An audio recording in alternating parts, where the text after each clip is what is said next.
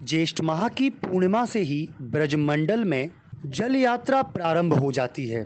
इस जल यात्रा में वृंदावन के विभिन्न मंदिरों में प्रभु को शीतलता प्रदान करने के लिए जल यात्रा का आयोजन किया जाता है।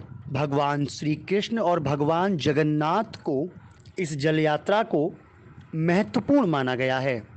बात करें ब्रजमंडल की तो ब्रजमंडल में तमाम मंदिरों में प्रभु को शीतलता प्रदान करने के लिए यह जल यात्रा का आयोजन रखा जाता है।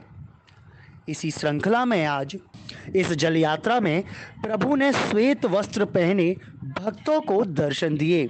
रंग बिरंगी लाइटें और जल की सहस्त्र धारा में प्रभु का रूप मानो मनोहारक लग रहा हो।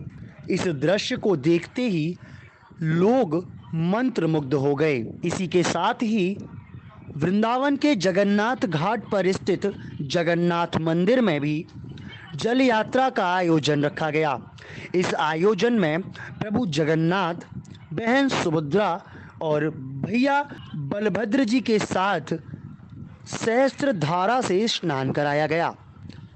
इस सहस्त्र धारा में प्रभु ने अपने भक्तों को 15 दिन में से अपने भक्तों को आखिरी दर्शन दिए।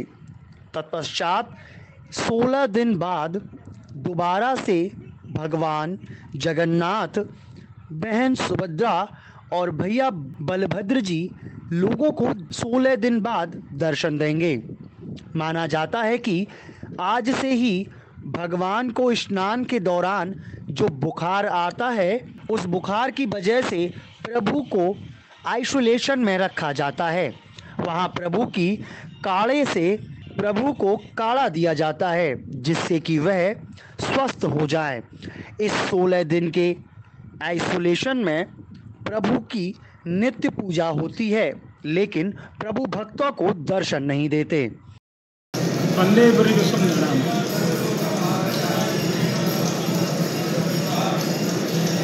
वंदे ब्रजसुंदरम और जगन्नाथ स्वामी नैनपथगामी भवतुले। जलयात्रा विधान का प्रारंभ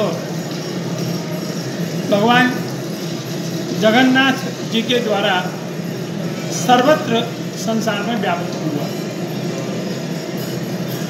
जगन्नाथ जी महाराज की प्राण प्रतिष्ठा आषाढ़ शुक्ला द्वितीया, जिस दिन अनंत काल से रथ यात्रा विधान होता आया है, उस दिन हुई थी।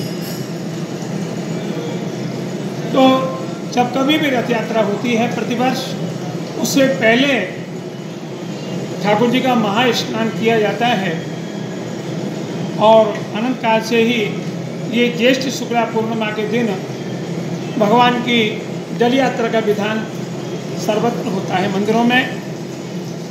इसमें जैसे जिसकी व्यवस्था होती है उनके अनुसार कोई 108 कलश से स्नान कराता है, कोई केवल पंचामृत से स्नान करा करके 8 कलशों से स्नान करा देते हैं। किंतु जगन्नाथ जी मंदिर में आज तक 1008 कलशों से ही स्नान होता है। विचित्र ठाकुर जी की लीला है। जगन्नाथ जी में 1008 कलशों से स्नान कराने के बाद में ठाकुर जी को बुखार आ जाता है और उस बुखार की शांति के लिए ठाकुर जी को काढ़ा दिया जाता है, जिसमें नाना प्रकार की औषधियों का मिश्रण होता है, जड़ी बूटियों का मिश्रण होता है और उनका, जैसे हम लोग अपने घरों में काढ़ा बनाते हैं, दालचीनी डालते हैं, उसमें काली मिर्च डालते हैं, उसमें थोड़ा सा गुड़ या चीनी डालते हैं और कहीं कहीं तो बतासा भी डाला जाता है।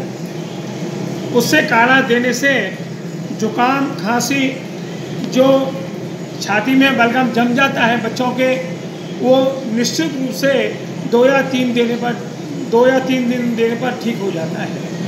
पर ठाकुर जी का विशाल विग्रह है जगन्नाथ भगवान का, तो वहाँ 15 दिन तक ये काढ़ा दिया जाता है और ठाकुर जी को उड़ा करके रखा जाता है, जिससे उनका दर्शन बंद हो जाता है 15 दिन।